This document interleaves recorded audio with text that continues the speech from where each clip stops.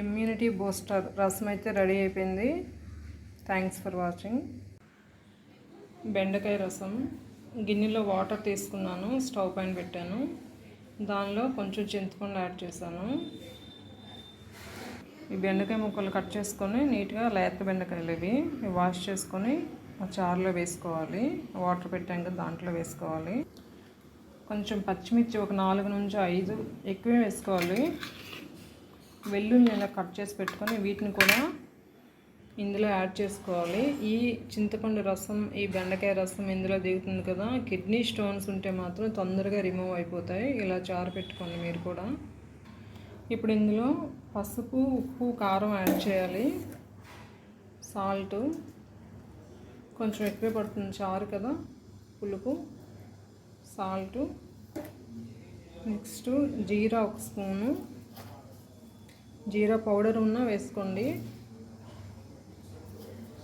1.5 spoon వేసుకునే problem ఏం లేదు. నెక్స్ట్ ధనియాల పౌడర్ 1 స్పూను,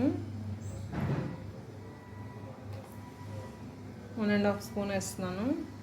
నెక్స్ట్ మిరియాల పౌడర్ 1 స్పూను,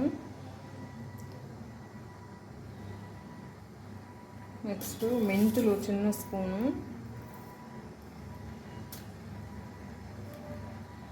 నెక్స్ట్ కొంచెం పసుపు, పచ్చిమిర్చి యాడ్ చేస్తాం కాబట్టి చూసుకొని కారం యాడ్ చేసుకోండి. పసుపు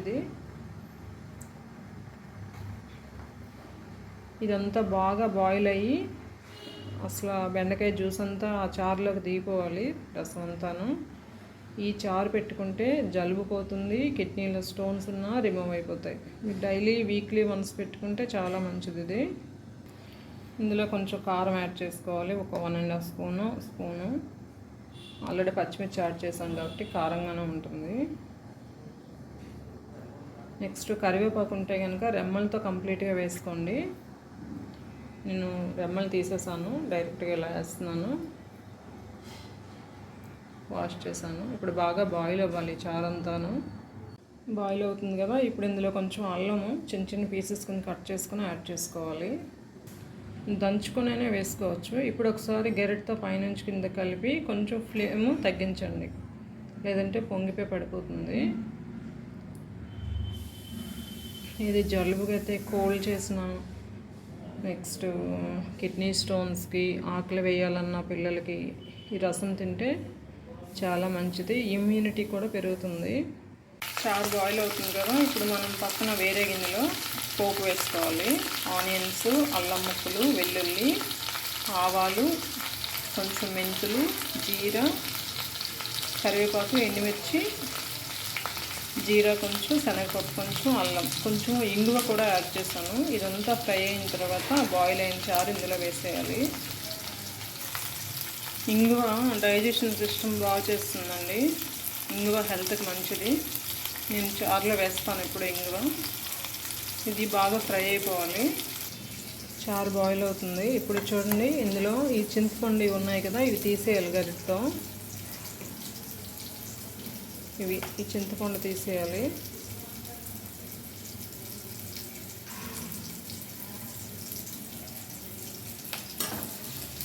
ఇలా బాగా బాయిల్ అవ్వాలన్నమాట. హై ఫ్లేమ్ పైన పెట్టుకొని, లో ఫ్లేమ్ పెడితే బాగోదు. హై ఫ్లేమ్ పైన పొంగిపోకుండా మరగాలి చారు, మరైతేనే బాగుంటుంది. ఇదంతా వేస్ట్ తీసేసాను. చూడండి, చారు అంతా బాయిల్ అవుతుంది. ఇది ఫ్రై అయిపోయింది. స్టవ్ ఆఫ్ చేస్తాను. ఇప్పుడు ఇందులో మనం కొంచెం రసం యాడ్ చేసుకుందాం.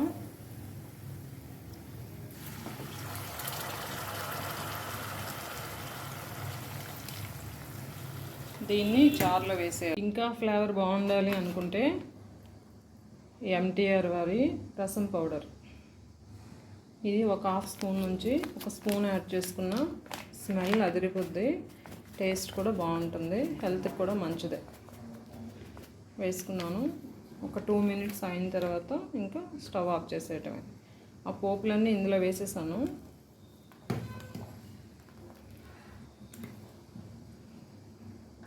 మొత్తం చింతపండు చెత్త అంతా తీసేసాను మొత్తం.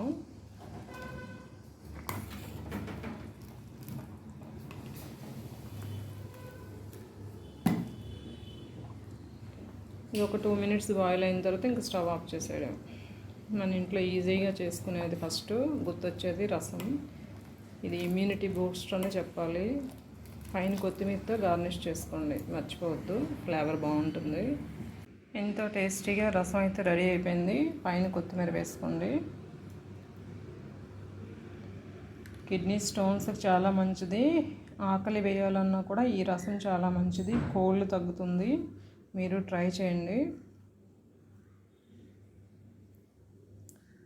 Thanks for watching.